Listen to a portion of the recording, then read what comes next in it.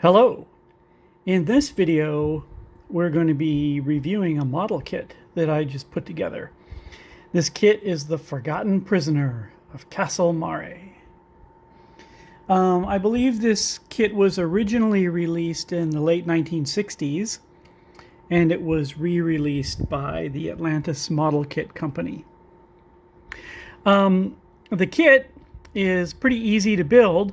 It's also a very fun build, but as you'll see when I show you the kit, I did make some modifications. So let's take a look at my version of the Forgotten Prisoner of Castel Mare.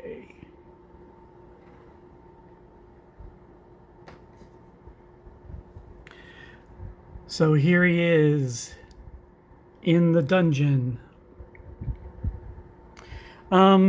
So things that I added to this kit, the first thing that might be really noticeable is this wooden door.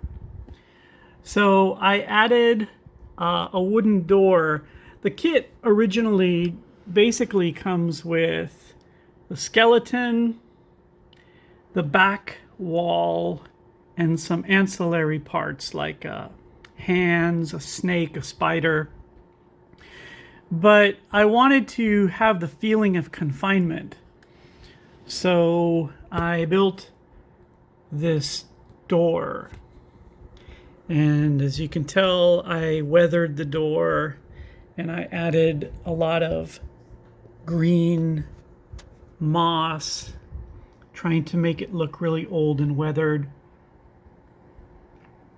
The door was actually quite fun to build, and it gives the prisoner more of a sense of confinement.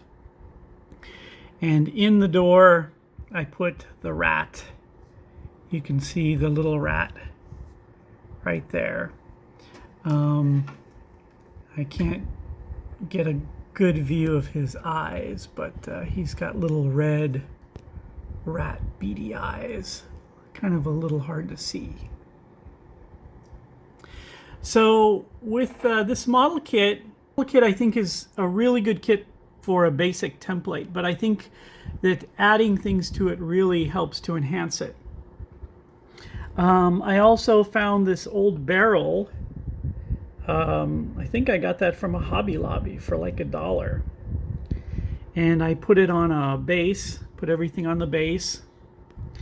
And I blocked up this back wall. So this little space here in the back, it's originally a space that it was filled with plastic.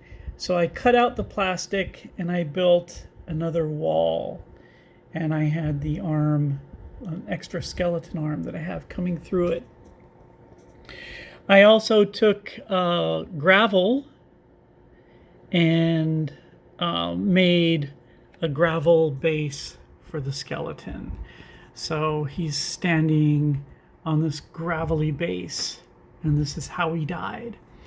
So as far as the painting goes, it's pretty hard to screw up a skeleton, especially a skeleton that's aged and weathered and is supposed to be a prisoner. So basically with the paints, I used a lot of washes. And if I didn't like the color or the texture, I just put more wash over it. Because like I said, you can't screw it up.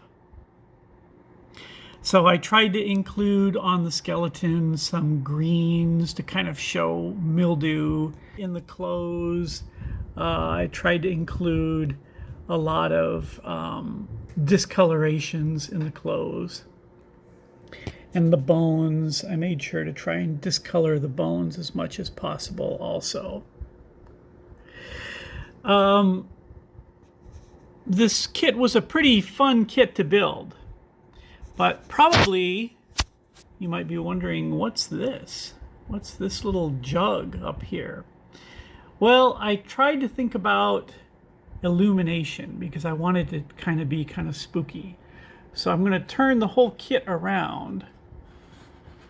And you'll kind of see what I did on the back. So on the back, this black part here, this is the back end of the wall that I constructed. And I screwed everything to the base. These screws are the screws that are holding the wooden door in place. And these screws are actually the screws that are holding the skeleton in place. The skeleton is screwed onto the wall. But here on this tray, I have a light. So I made a little tray to hold a battery, and I push this little button, and when I turn everything around, you can kind of see the flickering. And the little rat, he's attracted to the light. I tried to make a little candle in there and wrap the flickering wire around it. That's the best I could get, though. So this is the kit as I completed it. Like I said, this was a pretty fun build, but I think it's a model kit that you definitely have to add stuff to. It lends itself very well to adding extra bits and accoutrements to. It's a good kit to use as a base to build on. In fact, I've got some ideas of other variants, other variations for this kit. So I might actually get another one of these kits, or maybe two, because I have some other ideas that could be pretty fun. But for today's episode, I definitely recommend, if you're into models, I definitely recommend The Forgotten Prisoner of Castel Mare by Atlantis. Real fun kit to build.